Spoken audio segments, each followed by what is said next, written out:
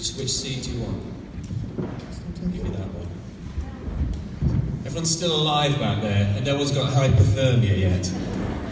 I'm on the verge of it. If I go blue and fall on the floor, somebody pour some tea on me. Yeah. Maybe we need to all stand up and do some star jumps for 5 minutes. Right, who wants the microphone? Laurie, do you want to start? I'm very happy to say that people may recognise Patrick from the telly, but his service to textiles, I think, in this country goes even further beyond sewing bee, and he will hopefully will tell us about his ambitions, about really celebrating the imagination and ingenuity of fashion design and making in this country, and particularly his coming up to Blackburn to take over the old Cookson and Clegg mill, and I want to speak also to Jamie about how he also sees this, how our place and textiles actually inform the development of East Lancashire, and how that probably goes further than simple manufacture, but it goes right, as I said, into our cultural DNA. So I'm just going to ask Patrick about how he came to be in Blackburn at all. Morning, everyone. Funnily enough, I've always had a love of fashion. I've always had a love of beautiful textiles. My grandfather actually worked as a yarn designer in Galashiels, and the Scottish Borders was a region very similar to this one. It was a region, the River Tweed. It's no accident that Tweed is called Tweed. I mean, it is actually an accident. I don't know if anyone knows the story. I won't go into it now. Well, it was a mistake. Somebody read an invoice in London, and it said Tweel, which was what the Scots called Twill, and somebody read it as Tweed, so they called it Tweed, and then it stuck. But it's nothing to do with the River Tweed, which happens to run through it. Well, anyway. Long story. Anyway, why am I getting into this? All to say is, I grew up. I used to visit Galashiels all the time, and Galashiels was a region much like this, where mills dominated, textile production dominated. 1 in 2 households in that region were involved in that industry, and that industry shaped everything that they did. And the rich civic architecture was all paid for by the textile industry, just as it is here. I started life as an engineer, and I moved into the clothing industry about 14 years ago. And from the very beginning of my time at Norton & Sons, I wanted to celebrate the best of British textiles. And I made a policy at Norton & Sons, which is the tailors that I own, that we would only use British textiles where British textiles were available. So all the woolens that we used were made in Yorkshire and Scotland, and it stuck with me. And when I started a business called eTaught, or relaunched a business called eTaught in about 10 years ago, I set about only using British manufacturing facilities, British textiles, British makers. And one of the makers that we used was a mill in Shadsworth up the road. It actually started on Mincing Lane, just round the corner from here.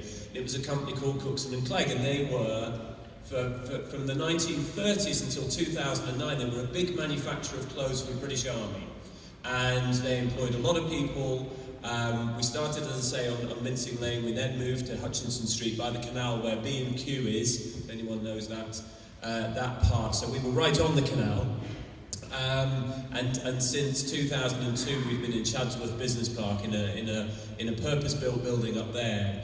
This was one of the last clothing manufacturers in this region, and it was it predominantly made woven cotton products. So we made combat trousers, we made military denim products, we made cold weather parkas, we made Paris smocks, we made all that sort of stuff. And they had been a big employer in this town, and when we started using them, they'd finished making military clothes and were trying to rebuild themselves as a manufacturer of domestic garments, I don't know how to put it. Normal clothes, this sort of stuff. Jamie's wearing some, I'm wearing some, these are made there. So we were very happy with the relationship we had there. We built their capability to manufacture the products they made, the best-selling things that we made. And in 2014, is that right? I can't remember. About 5 years ago, I got an email on a Sunday night from the owners of the company saying, that's it, we're shutting it down. And it was about 5 o'clock in the afternoon, and I thought, shit, how's this, I love the people that we worked with, it was a great employer, beautiful product, really skilled jobs. And, I emailed him straight back and said, what can we do? And the following day we talked on the phone, and to cut a long story short, we took over the business about 2 months later, and I've been running it ever since. And it's difficult, but, my belief is that we have an extraordinary future. And I think for a long time, I think, we've had sort of 20, 30 years of governments in this country getting really, really excited about new technology, about sexy digital stuff, and about AI, and about everything that feels like the future. But, the truth is, every day we're wearing, we're sitting on chairs, we're drinking out of bottles, we're drinking out of cups. We still use a lot of traditionally manufactured stuff, and at the moment, that's all made somewhere else, and I think that's really sad. The technology helps us make things here in a very efficient and fantastic way, and I think the world is turning, and I think textiles has an extraordinary future, and I think manufacturers of garments like Cookson and Clegg have a fantastic future. And we've just got to think differently about how we consume things. We've got to think differently about the models that we use, and we need to get young people to see what cool, sexy stuff this is. It's not, it's in the real world. It's this is technology that is at the cutting edge. I mean, David's here. They make textiles. Yes, they make traditional textiles, but they also make, they make the stuff that, that goes into speaker cones. Textiles are everywhere. There are bits of textiles in this microphone here that make it all work. This is cool stuff. And I think interestingly, I lived in Liverpool from about 95 to 2000, and I lived in Liverpool at a time when, as a city, it was pretty down in its luck. And I lived in a street called Pall Mall, and I think the building I lived in was the only occupied building on the street. We were right in the town centre, and I've seen how art and culture can help regenerate places. And what is interesting to me now is that I live and work in London. Artists are being squeezed out of London because the spaces in which they used to make their work and show their work are all disappearing. And when I came to Blackburn, when I started coming to Blackburn initially, you get the same sense of opportunity here. You get the same sense that this is where things can really happen. And when I lived in the centre of Liverpool, it had a similar feeling to places like Blackburn and Burnley and Accrington and Nelson and others that they're on this trail. You get the sense that this is where stuff can happen. Art happens in the cracks. It's where it happens. It needs things to feed off. And I think the great opportunities for towns like Blackburn and Burnley and others is that these spaces do exist, and these spaces open them up, make them available, let things happen, inspire young people. Art inspires young people to just live better lives. But I want to inspire people not just to get involved in art, but I want to inspire people to get involved in textile manufacturing, in clothing manufacturing, in manufacturing in general, because these can be extraordinary careers full of innovation, full of creativity, full of joy. And that's why I didn't hesitate at all to become a patron for the biennial, because I know it will be an amazing thing, and I know that in 10 years' time we'll look back at this and think, how on earth did we do without it? And we will see all of the extraordinary positive things that it will have done for everybody in this community. I mean, work brings people together, art brings people together. I mean, the factories that were all around us here brought communities together. They literally, they were the threads that wove the community together, to use awful puns. But this stuff is all around us, and we're living in a country that feels like it's on the edge of becoming fractured, and I think we have an opportunity to, through art and through manufacturing, to bring communities back together. And you know, it's far more than just work. When I started Community Clothing, it wasn't just about communities of makers. It was about communities of those who supported everything that went around it. And I think manufacturing and the arts have the ability to make us realise that we're all the same, and we all love the same stuff, and it doesn't matter what background you're from and where and who you are. You can all get involved, and this is an extraordinary country for creativity. How it manages to, well, it does it through the extraordinary educational system that we have in the arts and culture. But we punch so far above our weight in the arts, and that's all sorts of the arts. And I think this is an extraordinary opportunity for all of that to come through, to celebrate the textile industry, to celebrate the arts in this part of the world, and just have a really great fun time doing it. Thank you, Patrick. Yeah, and I think that's a great point, that actually art gets in between the cracks, and it actually enables things to happen that couldn't otherwise happen. And as Patrick's just said, I think over the past 4 years of me being here, I've just really got the sense that East Lancashire is at a really important turning point, when actually we can start to punch above our cultural weight. And one of the people that's really helping make that happen in Blackburn is Jamie. So I want to pass over to him to just tell us a bit about the opportunities that you see here.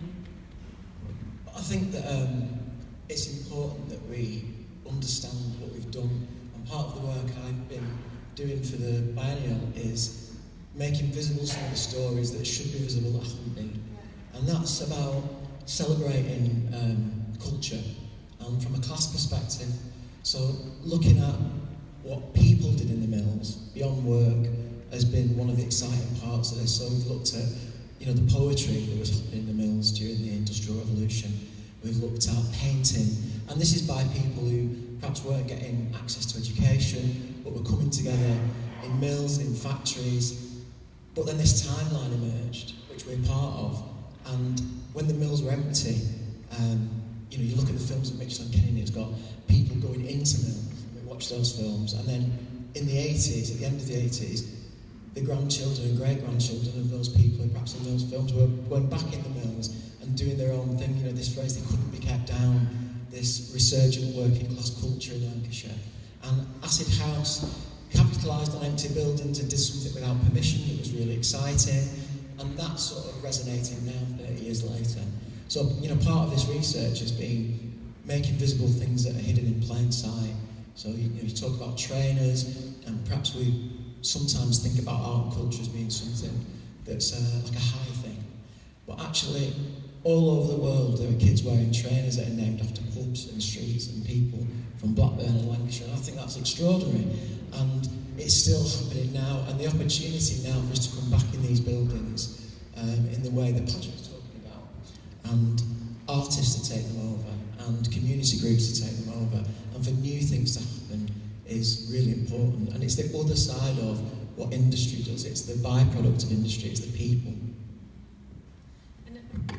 I think also that what's extraordinary about this place is that, as we've kept saying all morning actually, is that it's kind of, like you say, hidden in plain sight, because it's all around us, in the buildings, in the canals, in the terraced housing. Everything speaks of that same story that we are still living in.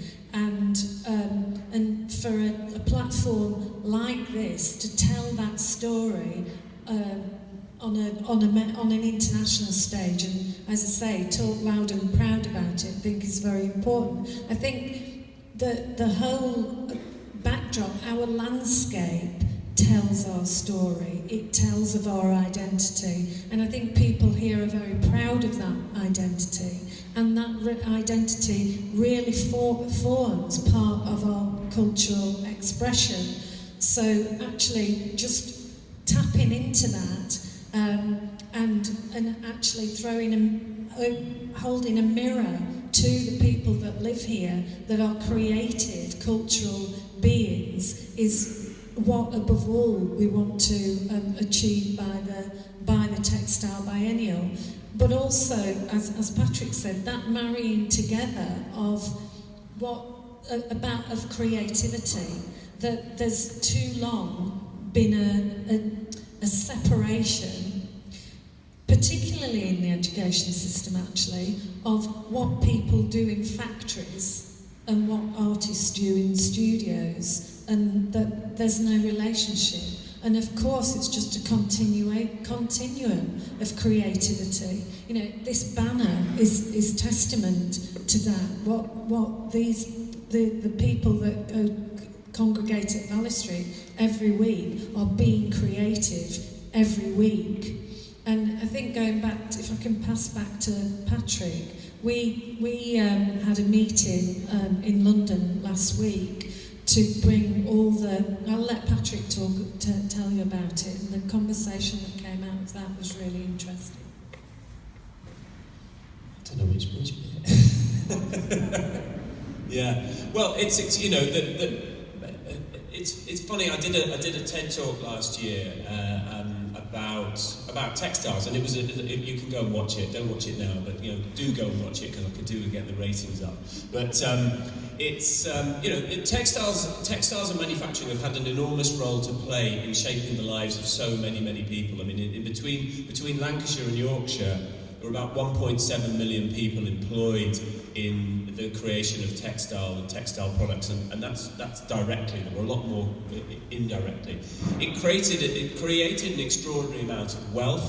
It created, you know, it paid for the construction of buildings like this one and many other civic buildings in towns all across Lancashire and Yorkshire. And you know, and in those days, interestingly, almost all of the mills were owned by people locally, and all of the wealth that was generated circled back into the local economy. I mean, those 85%, I think 85% of mill owners in Lancashire in 1850 were born in Lancashire, and you know, that has changed significantly. I think the fashion industry now is seen as much as a problem as it is as a solution, and you know, we've now got a situation where our clothes are being made in very poor quality ways in countries where labour is very cheap, and people don't care about the quality of the product so much because it becomes something disposable. But that is all changing. I think it's a very interesting time for textiles, because attitudes towards everything that we own are changing. You know, we've spent 60 or 70 years in the thrall of marketeers telling us we need to consume more stuff, and actually we're finally waking up to the idea that buying stuff and chucking it away is really pretty dumb, and you know, we're creating environmental problems on a scale that we've never seen. And so I think we're about to enter a whole new phase in manufacturing. I think textiles and clothing manufacturing are about to change significantly. But interestingly, you know, going back to Laurie's point, you know, there is a legacy here that will, you know, allows us to, you know, to rebuild an industry that is, you know, that can provide an extraordinary future.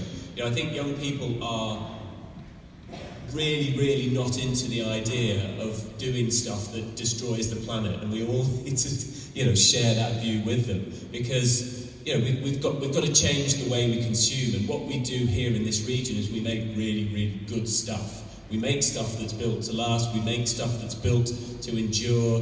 You know, we create things that will have lasting value, will have a legacy. You know, a lot of the clothes, you know, a lot of the clothes that I wear are very old, and I'm very proud to wear things that, you know, get better with age.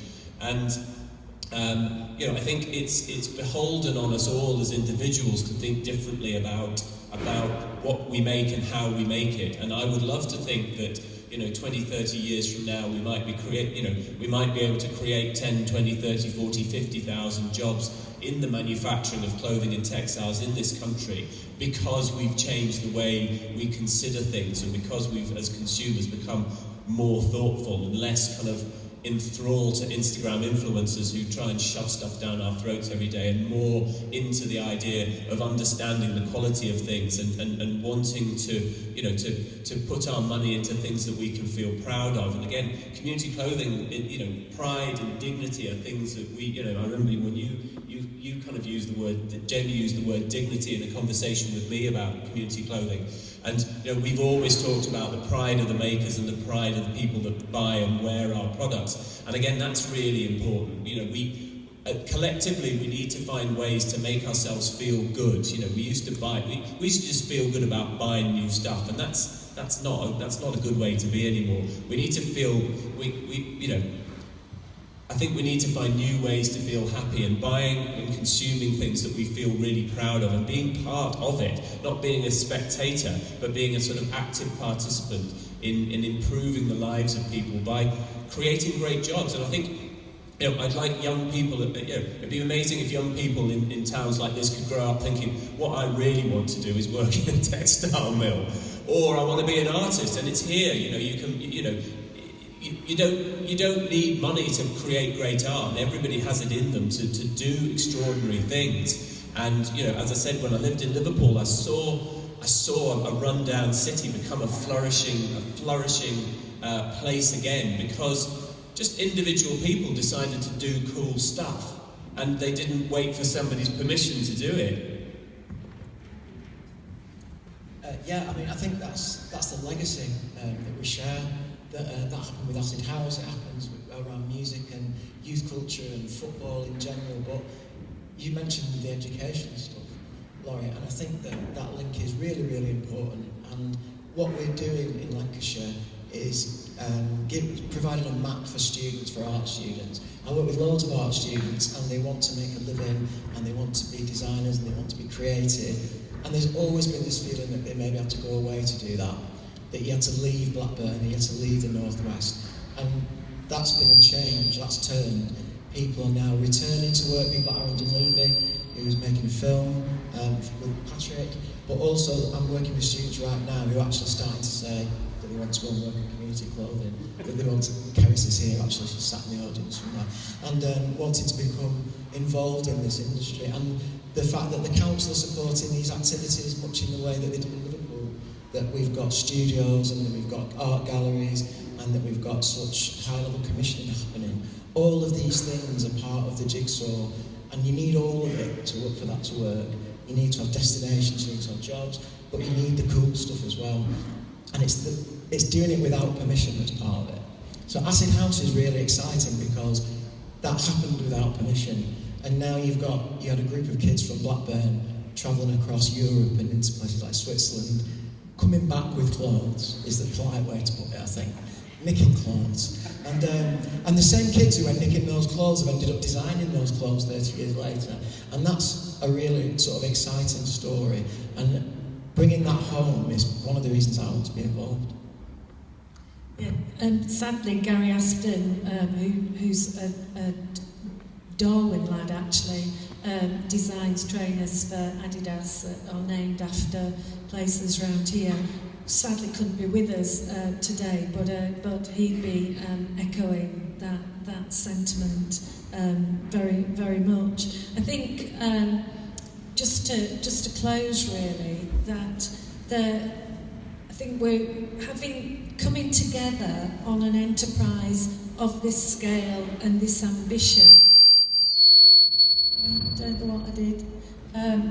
What we wanted to do, I'm still on, is build a real momentum, and almost like Jamie's just said, everybody can do something without permission.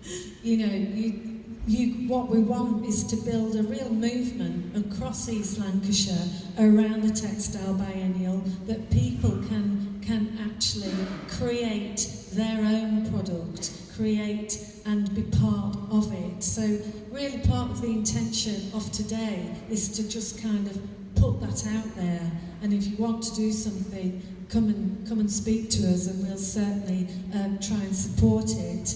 I mean, the model of the biennial is one I think lots of people are familiar with, like the Edinburgh Festival or like the Venice Biennale.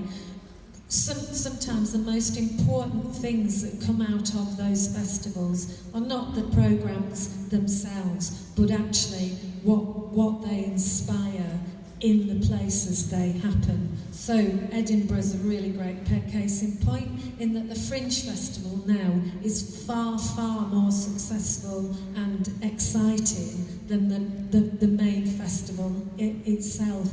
And I would like to think, that certainly, in 8 years' time, that's where we'd be, that these towns would be full of people doing things off their own bat that really show the rest of the country and the rest of the world just how great a place this is to live, work and create. And what we've shown you today is just a kind of tiny glimpse, snapshot of the things that we're planning. So you've got all the website details and social media details up there. Do follow us, do contact us, and do get involved. And we'll see you in October. Thank you.